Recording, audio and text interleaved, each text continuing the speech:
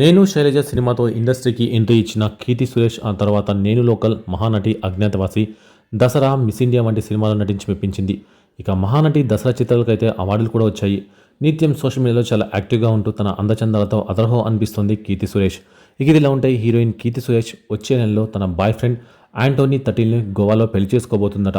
తాజాగా కీర్తి సురేష్ తండ్రి సురేష్ దీనిపై అఫీషియల్ క్లారిటీ కూడా ఇచ్చారు. దీంతో కీర్తి సురేష్ ఫ్యాన్స్ ఫుల్ ఖుషి అయ్యారు. అయితే ఈ భామ కోడలుగా వెళ్తున్న క్రమంలో ఈమెకు సంబంధించిన ఓ వార్త నెట్టింట వైరల్ అవుతుంది. ఈ జంట ఒక్కటి కాబోతున్న వేళ యాంటోనీ కీర్తి సురేష్ నుంచి ఒక్క రూపాయి కూడా కట్నం ఆశించలేదట.